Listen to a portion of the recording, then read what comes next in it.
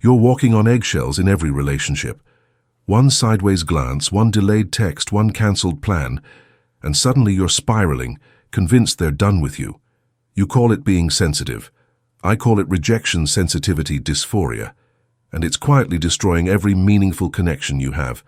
If this feels like I'm reading your mind, hit that subscribe button and let me know in the comments what triggers your rejection spiral the most.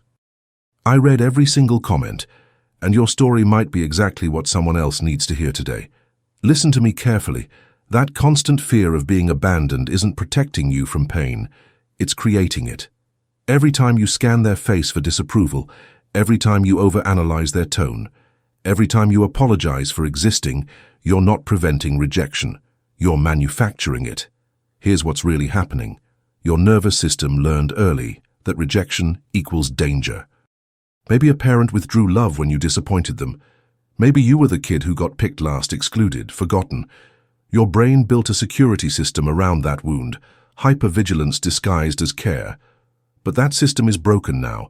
It's turning normal human imperfection into evidence of your unworthiness. When your friend seems distracted, you don't think they're having a rough day. You think, I'm too much. When your partner needs space, you don't hear, I need to recharge. You hear, I'm tired of you. Carl Rogers understood this. He called it conditions of worth, the belief that love must be earned through perfection.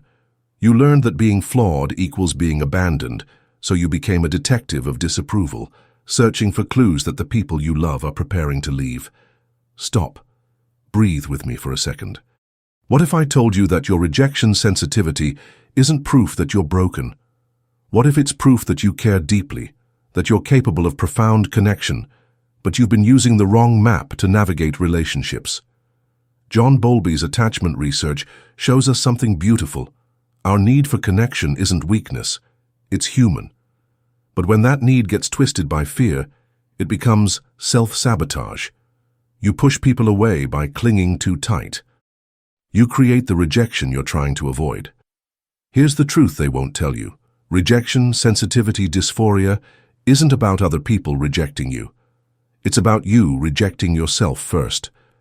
Every time you assume the worst, every time you prepare for abandonment, every time you make yourself small to avoid disappointment, you're rejecting your own worthiness. The people who truly love you, they're not walking around plotting your dismissal. They're imperfect humans having imperfect days, dealing with their own struggles, their own distractions, their own needs for space and processing time. When you interpret their humanity as evidence of your inadequacy, you rob them of the right to be complex, flawed, real. Alfred Adler taught that our behavior stems from our private logic, the stories we tell ourselves about how the world works. Your private logic says, I must be perfect to be loved. Any sign of displeasure means I've failed. Failure means abandonment. But what if that logic is a lie? What if you could rewrite it? What if the new story said, I am worthy of love as I am? People's moods and needs have nothing to do with my value. I can handle disappointment without creating disaster. This isn't about becoming thick-skinned or caring less. This is about caring more accurately. When you stop projecting rejection onto every interaction, you start seeing people clearly. You start responding to what's actually happening instead of what your fear tells you is happening. Nathaniel Branden knew that self-esteem isn't built on other people's approval, it's built on self-respect. Every time you choose to trust someone's words over your anxious assumptions, every time you give them the benefit of the doubt, instead of preparing for the worst, you're practicing self-respect.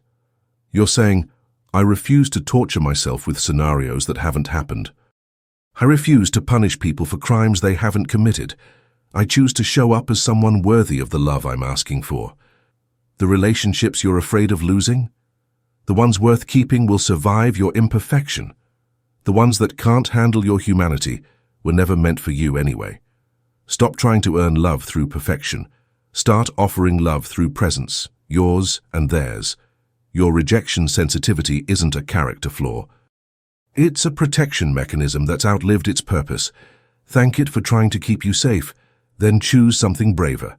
Trust. Trust that you're worthy. Trust that love doesn't require you to be flawless. Trust that the right people will stay, not because you've earned it, but because connection is a choice they make daily, just like you do.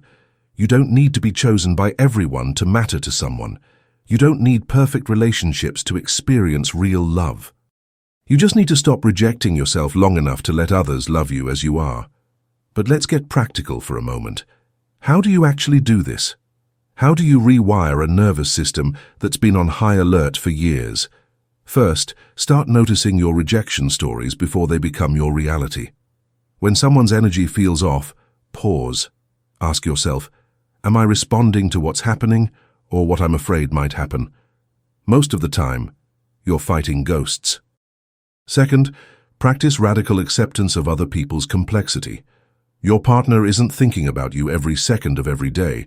Your friend isn't measuring your worth with every interaction. They're human beings with jobs, stress, health issues, family drama, and 1,000 thoughts that have nothing to do with you. Their distraction isn't your dismissal. Third, learn to sit with uncertainty without creating certainty through catastrophe. You don't know what someone is thinking, and that's okay. You don't need to know. You need to trust that if something is genuinely wrong, you'll address it directly instead of through anxious detective work. Here's what recovery actually looks like. You'll still feel the initial sting of perceived rejection, but you won't build a case around it. You'll notice the fear, acknowledge it, and choose your response instead of being hijacked by it. The person who loves you won't punish you for having needs, but they also won't reward you for having no boundaries. They won't expect perfection, but they will expect authenticity. They won't leave because you're human, but they might leave if you never let them see your humanity. Stop performing worthiness. Start practicing it. Worthiness isn't something you earn through flawless behavior. It's something you embody through self-respect. When you respect yourself enough to take people at their word, when you respect yourself enough to communicate directly instead of through hints and tests, when you respect yourself enough to stay present instead of spiraling into fear, that's when real love becomes possible. Your rejection sensitivity isn't going away overnight. It might never fully disappear, but it can transform from a prison into information. Instead of "they seem distant," "I must have done something wrong," it becomes "I'm feeling disconnected. How can I address this directly?" The goal isn't to stop caring. The goal is to care intelligently, to love without losing yourself, to need people without needing their constant validation, to show up authentically without apologizing for existing. You've spent years trying to be someone who couldn't possibly be rejected. Now it's time to be someone who can handle rejection without crumbling, someone who knows that being left doesn't mean being worthless, someone who chooses love without guarantees, because that's what courage looks like. The people meant for you aren't looking for perfection. They're looking for presence. They're looking for someone who can be real with them, someone who can weather the normal ups and downs of human connection without turning every rough patch into evidence of impending doom. Stop scanning for signs of rejection. Start looking for signs of life, the messy, imperfect, beautiful reality of people trying to love and be loved despite their wounds, their fears, their bad days and difficult seasons. Your sensitivity is a gift when it's used wisely. It makes you empathetic, intuitive, deeply capable of connection. But when it's filtered through fear of abandonment, it becomes a weapon you use against yourself and others. Choose differently. Choose to trust. Choose to stay.